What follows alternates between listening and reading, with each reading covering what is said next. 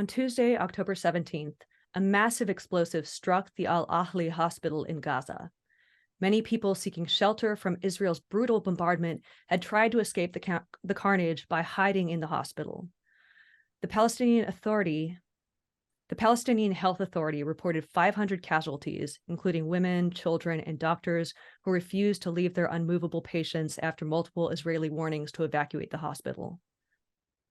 A shocking news conference was held the night of the attack, during which doctors spoke to the press while surrounded by the bodies of slain Palestinians. The Gazan Health Ministry reports that the Israeli military had actually called the hospital director and told him that an earlier strike on the same hospital that took place on the 14th had been a warning to evacuate. This is from the New York Times.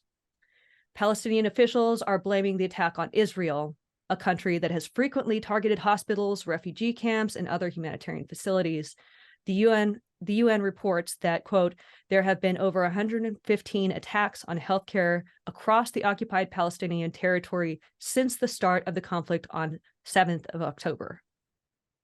Immediately after the attack, the social media advisor to Netanyahu, Hanya Naftali, admitted Israel's responsibility for the strike, tweeting out, quote, breaking, Israel Air Force struck a Hamas terrorist base inside a hospital in Gaza.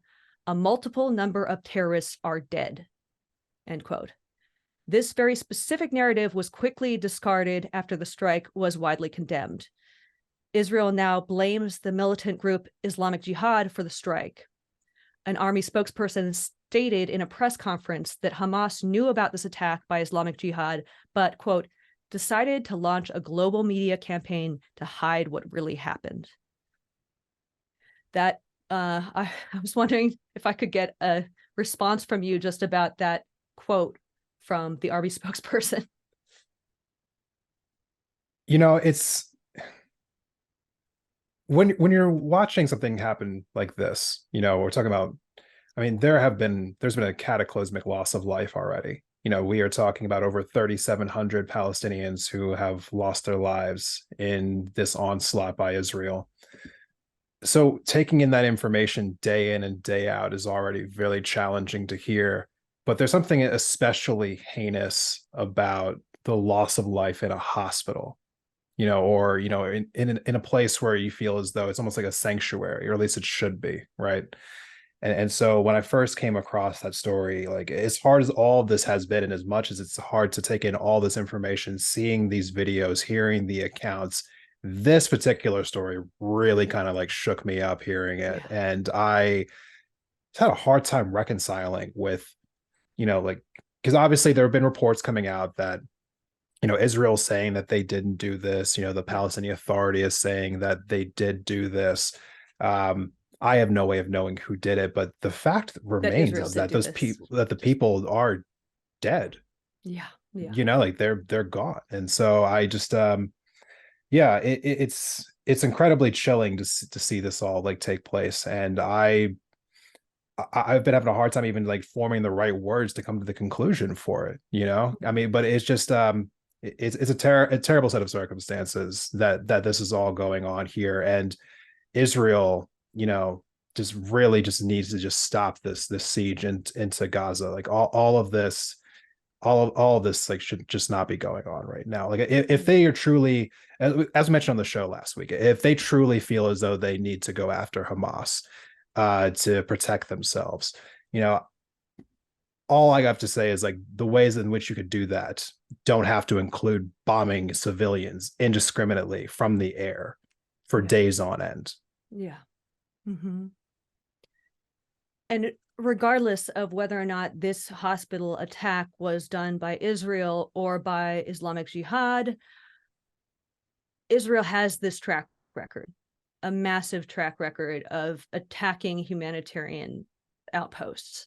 And yeah, it's this kind of carnage needs to be called out. I mean, hopefully that there will be a very good independent, you know, source to be evaluating what happened here. I think the WHO is already looking into it, and there's more information coming out to cast doubt on the narrative coming out of Palestine, but so much of it just does not sit right with me. After all of the pivots that the Israeli officials have done, their statements that they've made on camera, it is wild that they could then say, oh no, actually multiple terrorists have been killed. No, there were no, that didn't happen at all. We didn't even target them. After saying that they've killed these terrorists in this hospital. Like, that is so fishy. The warnings that were given to the hospital ahead of time, and the fact that it was already struck previously, that single hospital had already been attacked previously, and I think that one was clearly by Israel. So the warnings from Israel, the statement that it was them, and then all of this backtracking, it makes me sick at this point where, like, yeah, it's derailed the discussion away from the actual brutality, away from the humanitarian atrocities that are happening, and has placed us in this fog of war where we have to try to sort out who is giving us propaganda and who is giving us the truth. And it is just, a disgusting place to be in, when we should all be standing up and saying, this has to end right now, regardless of what happened, but we are all now bogged down with debating the minutia of this one horrific story. It's worth debating because it's important to know who is guilty, but from a just, people on the ground perspective, it seems so crazy to be thinking about, just going back and forth about, oh, was it that? Was it not that? But I don't know. I have to say, I want to present the both sides of the story information here. Yeah. And then I'm going to explain why I don't think that it matters here, like, truthfully. Mm-hmm. So Israel, come out and said that they misspoke when these tweets were put up, where they were initially claiming that they had a role in this. And, the Palestinian Authority, saying that this was in fact Israel. Just for the sake of fairness, the Human Rights Watch, who is also the same organization who confirmed that Israel is using white phosphorus. So obviously, an organization who has access to this area, they hold no allegiance to Israel, as they are, essentially confirming that they did in fact commit a war crime and dropping white phosphorus on Gaza. They came out and said that their investigators, who got a chance to look at the area, they believed that, given where the damage took place and what it looked like, that it wasn't consistent with, artillery, missiles, bombs that would be used by the Israeli military, and that it more than likely looked like it was Islamic Jihad missile that might have ran out of fuel, dropped, exploded in a parking lot, and then caused the area to kind of like catch fire. But truthfully speaking, I don't know that it really matters, like, who this was, whether that is the case, that Islamic Jihad had a missile that ran out of gas and dropped off the ground, or it was Israel who did in fact hit this hospital. The fact is, Israel has asked hospitals in the past to evacuate because they were willing to attack a hospital. Yeah. And not only that, but they have also recently bombed a school that was in a refugee camp.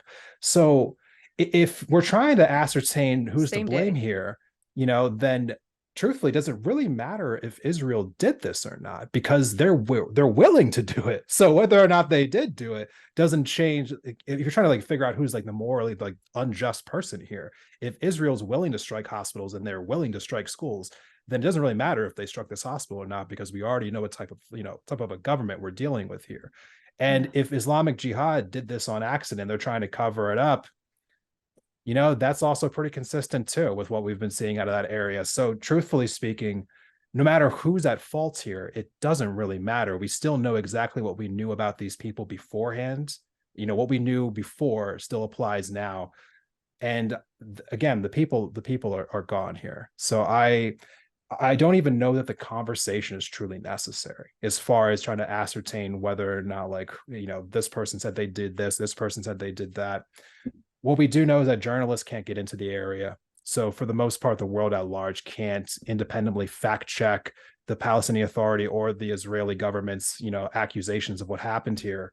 So we're kind of just all left to just play the guessing game. And in the meantime, as Israel said, if they're willing to attack hospitals, they might attack enough. They might attack one later. So I mean, like, I don't know. I think all the going back and forth online just feels like a moot point, truthfully speaking, with what's happening in the region right now.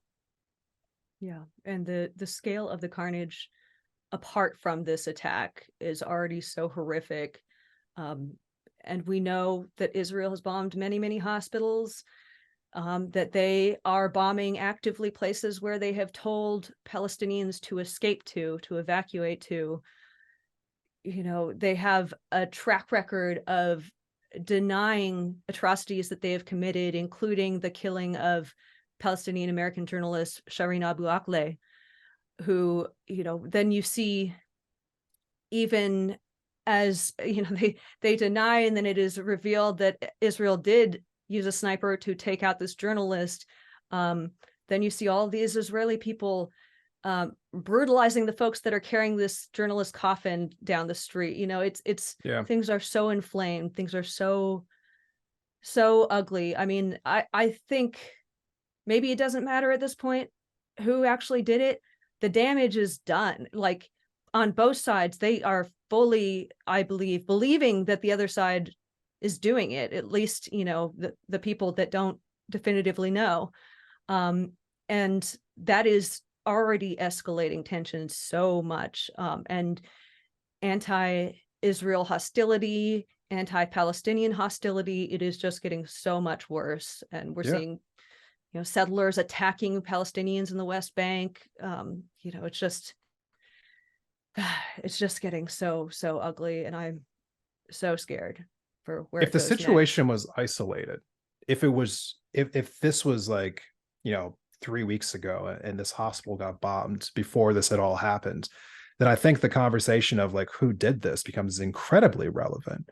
But when 3,700 Palestinians are dead, I mean, we know that these are mostly, civilians. They're probably almost all civilians, children. So I mean, like, if you're attributing one more atrocity to Israel at this point, I don't mean to sound callous by saying that, but like, like, that we've already concluded who they are. Yeah.